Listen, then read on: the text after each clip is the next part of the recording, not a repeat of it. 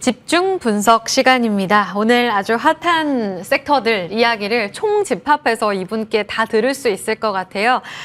모아서 엑기스만 드릴 수 있을 그런 전략들 이 시간에 집중해서 들어주시기 바랍니다. 방산, 조선, 기계, 전력설비 투자 전략 세워볼 텐데요. 이동원 신한투자증권 연구위원 모셨습니다. 어서 오세요. 안녕하세요. 네, 요즘 커버하시기 너무 바쁘시겠어요. 네, 일이 많습니다. 정책 변수들이 막 들어오면서 이게 새롭게 또 밸류에이션에 산정하고 이런 과정들이 굉장히 바쁘실 것 같은데 매 대선 때 또 이렇게 하셨을 거잖아요. 네. 올해 유독 뭔가 기대가 되는 부분이 있으세요? 일전에 트럼프를 경험해 봤기 때문에 네. 그 연장선상에서 생각해 볼 수 있을 것 같고 네. 주말 사이에 바이든 사태가 있었기 때문에 상황이 약간 급변하는 분위기는 있는 것 같습니다. 알겠습니다. 급변하는 이런 국면까지 다 소화해서 오늘 이야기를 들어볼 텐데요. 먼저 트럼프 수혜주 대표적으로 방산부터 점검해 보겠습니다. LIG 넥스원이랑 현대로템 신고가를 찍었고요. 지금 여전히 비중 확대 의견을 주고 계세요. 오늘 보니 현대로템 추가적으로 2.7%. 아직 신고가 부근은 아닌데 살짝 윗꼬리가 달려서 6월, 7월만큼 거래가 또 실리진 않고 있습니다. 시장이 2,800선 뒷받침이 된다면 다시 또 방산주가 주도주가 될 수 있을까요? 네, 여전히 방산은 계속 부각되는 흐름일 거라고 생각하고요. 미국이 트럼프가 러시아 우크라이나 전쟁을 이제 끝내겠다라고 네. 얘기를 하는데 그런 부분들이 이제는 방산 투자가 줄어드는 거 아닌가?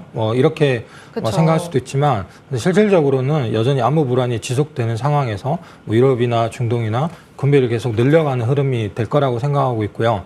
특히 LIG 넥스원 같은 경우에는 미국 비공 사업에 대한 수출 기대가 있고 현대로템 같은 경우에는 루마니아나 폴란드 2차 같은 유럽 수출 기대가 있는데 여전히 핵심은 이제 수출이 확대되는 구간에 계속 놓여져 있다 이렇게 생각을 하고 있습니다. 그 말씀하신 러우 전쟁 관련해서 도대체 언제 끝나나 굉장히 또 가슴 아픈 이야기인데 최근 보니까 젤렌스키 대통령이랑 통화를 했다고 주말 사이에. 그러면 말씀하신 대로 재건과 종전이 같이 움직일 수 있겠어? 오늘도 보니까 재건이 가거든요.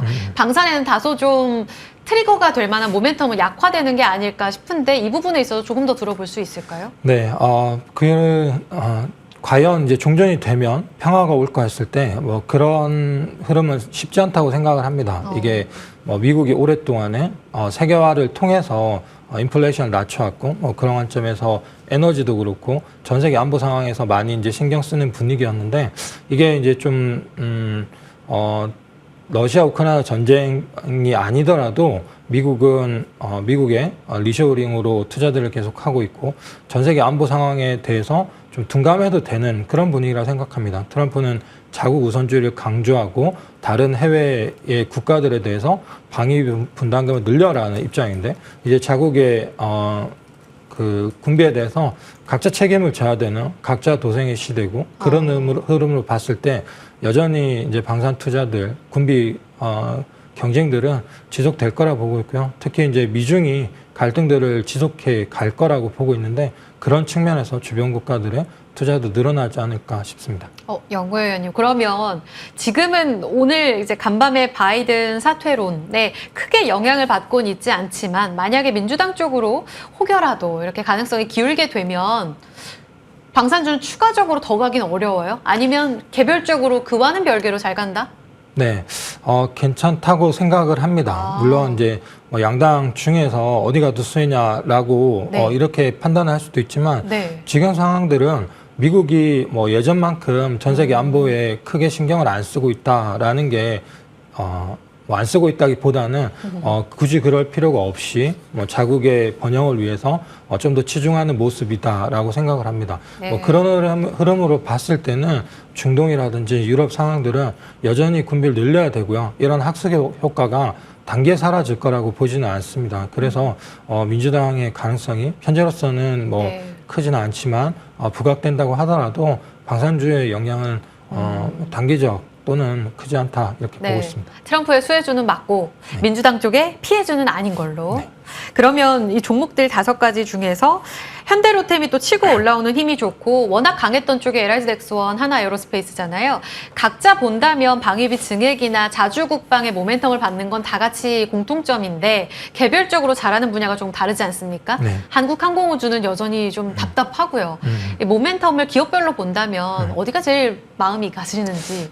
결국은 이제 전쟁에서 얼마나 무기 소요가 많은지 그리고 당장 쓰는 무기에 대해서 효과가 이제 빨리 나타나는 것 같아요. 하나에어로스페이스의 K9 자주포나 장갑차 같은 경우에는 이제 지상전들이 이루어지니까 무기 소요가 많고 네. 포탄이나 유도무기 소진이 너무 많으니까 LIG 넥슨의 무기 체계들이 각광을 받는 것 같습니다. 수출 또한 경쟁이 상대적으로 덜해서 하나에어로스페이스나 LIG 넥슨의 수출 모멘텀이 그동안 부각받으면서 주가가 많이 올랐었고 현대로템의 전차 같은 경우에는 상대적으로 수출 협상이 좀 시간이 걸리기 때문에 네. 아직까지 22년에 나왔던 폴란드 1차 대규모 계약 이후에 이렇다 할 수주가 없었는데 이 부분들이 연말까지 가시화가 될 거라 보고 있고요. 한국항공우주는 안타깝지만 이 군용기 수출이라는 게 워낙에 복잡하고 시간이 많이 걸리기 때문에 아직 부각된 게 많이 없는데 네. 지금 수리온 수출이나 FA50 수출들이 이어질 거기 때문에 연말까지 일부의 키 맞추기가 있을 거라고 보고 있습니다. 키 맞추기 나온다면 결국은 또 기회를 볼 쪽이 많아서 눈여겨봐야 될 것 같습니다. 리포트도 잘 참고할게요. 방산으로 좀 이야기 집중적으로 다뤄봤는데 다음으로 이제 건설이랑 전력은 짧게 하나씩 여쭤볼게요. 오늘 건설기계도 좋아요. 양측면에서 양당에 모두 수혜주라고 한다면 전력에너지랑 인프라 쪽이잖아요. 네. 오늘 보니까 현대건설기계 4%는 올라가는데 이쪽은 또 실적이 아쉽다라는 이야기도 있어서 이쪽 어떻게 보세요? 네, 말씀하신 것처럼 실적은 2분기까지는 피크아웃 분위기가 계속 되고 있고요. 이게 코로나 이후에 이렇게 공급이 부족했던 것들이 풀리면서 작년 상반기까지 실적이 올라왔던 게 이제 피크아웃을 하고 있고 네. 지금 우크라이나 종전이 된다고 하면 재건에 대한 기대들이 있는데 이거는 이제 뭐 센테로 그런 얘기를 해볼 수 있는데 실질적으로 실적에 영향을 주고 그게 대세 실적 상승으로 가는 분위기까지는 아닐 거라 보고 있습니다. 다만 한국 건설 장비 업체들의 경쟁력이 많이 올라왔고 그런 상황에서 장기적인 성장성을 기대할 수 있는데 단기적으로는 실적이 올해는 약간 부진하니까 그 구간에서의 이런 뉴스가 주가를 많이 끌어올리는 변동성 확대 이렇게 보고 있습니다. 알겠습니다. 시차를 또 잘 봐야 하는 섹터 중에 하나. 그리고 누가 봐도 압도적으로 좋아서 작년부터 해서 올해 상반기까지 잘 간 쪽은 전력기기잖아요, 연구위원님. 네.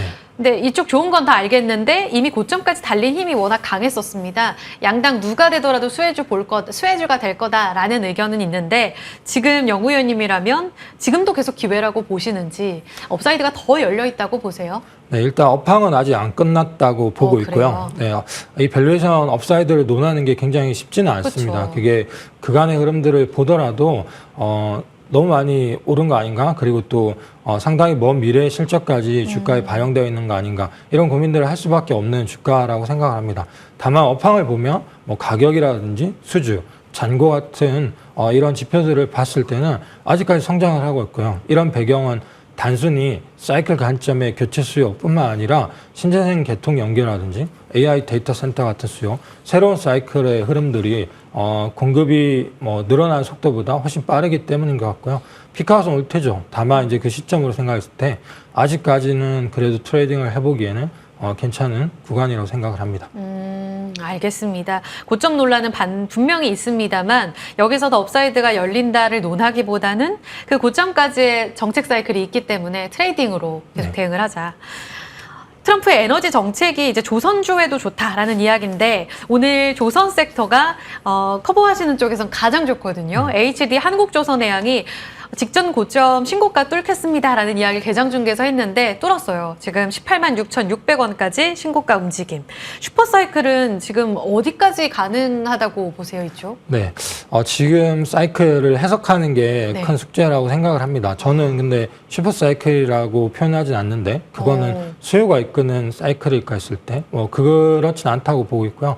공급이 많이 제약돼 있는데 조선사들이 코로나랑 전쟁을 지나면서 늘었던 수주에 대해서 일시적이라 판단해서 생각보다 공급을 안 늘렸고 그 전에 이제 시장이 안 좋았던 것들에 대한 학습 효과로 그렇게 투자들을 하지만 증설들을 이렇게 공격적으로 하지 않았고 지금은 수요가 일정하게 어느 정도 선까지 유지만 돼도 선가가 올라가고 장기적으로 돈을 벌 수 있는 흐름이라고 생각을 합니다.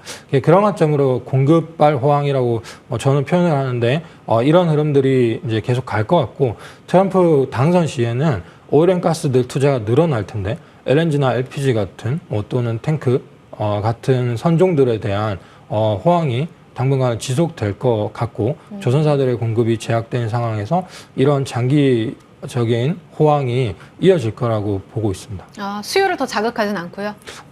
수요를 얼마나 자극할까 했을 때 지금도 어느 정도는 이제 나오고 있는데 옛날 같이 뭐 중국이 세계 공장 역할을 하면서 원재료나 완제품에 대한 이 무역이 늘어나고 이런 흐름까지는 아니라고 보고 있고요. 네. 지금 뭐 오일앤가스 투자들 늘어나면은 이런 시장이 유지되는 정도 이렇게 생각합니다. 네. 알겠습니다. 이번 주 빅테크도 빅테크지만 국내 대형 기업들 HD, 현대, 인프라코 오늘 실적 중심으로 해서 대체로 이제 대형주들 실적 나오거든요. 그 전에 사고 팔아야 할 종목. 그래서 지금 유망으로 보고 계시는 종목까지 전략을 압축해서 들을 수 있을까요? 네, 되게 고민스럽습니다. 방산 같은 경우는 2분기 실적 괜찮을 것 같고요. 그래서 현대로템 같은 종목은 방산홀딩. 네, 전력기계는 뭐 트레이딩이라 말씀드렸는데 네. 이게 변동이 워낙 크기 때문에 뭐 수익률 관리 차원에서의 트레이딩 관점 이렇게 말씀을 드리고 있고요. 나머지는 뭐 건설 장비도 센티 뉴스에 영향을 많이 받기 때문에 그런 트레이딩을 보고. 조선은 이제 실적 괜찮아지고 여전히 업황도 좋기 때문에 그래도 계속 갖고 가도 될 거라고 생각합니다. 그럼 팔 쪽은 없네요.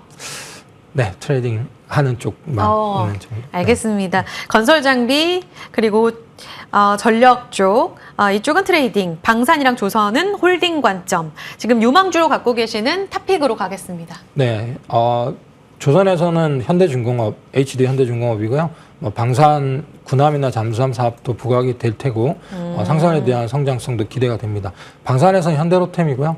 수주나 실적이 계속 좋아지는 올해 연간 흐름을 보일 거라고 생각을 합니다. HD 현대중공업과 방산안에서의 현대로템, 계속해서 현대로템은 들고 가셔도 좋습니다라는 이야기를 반복적으로 하셨는데 여기에 탑픽 힌트가 있었습니다. 조선과 방산안에서의 탑픽 기억해 주시면서 이번 실적 시즌에서도 강할 종목으로 추려보시면 되겠습니다. 이동원 연구위원과 함께했고요. 같이 인사드리면서 출발 성공 투자도 여기서 물러가겠습니다. 오늘도 월요일 첫 단추 잘 끄세요. 고맙습니다.